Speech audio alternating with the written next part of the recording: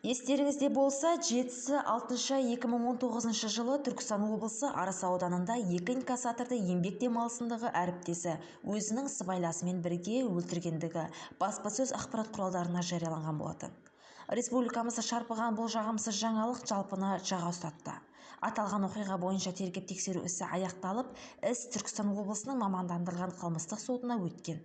Тәжірибелі судья Қасым Қалмағанбетовтің қарауындағы сот процесі ашық түрде өтіп жатыр.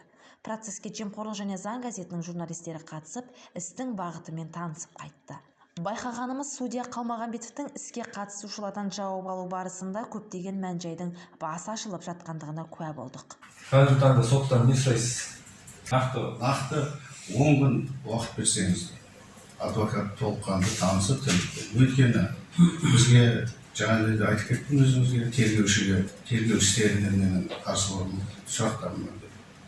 Біз мысалы өзіңіз білесіз, Арыста төтенше жағдай болып, артынша сонымен мына тергеу барысында біз жәбірленуші ретінде толыққанды бұл тірліктің тергеу жұмыстарына араласуға шамамыз келмеді. Біріншіден.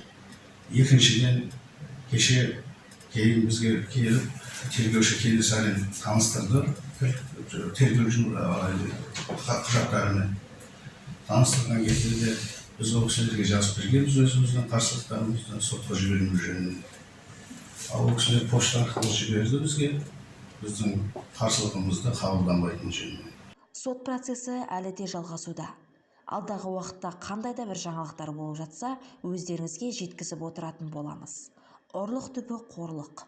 Қылмыстың өтеуі жаза екендігін ұмытпайық.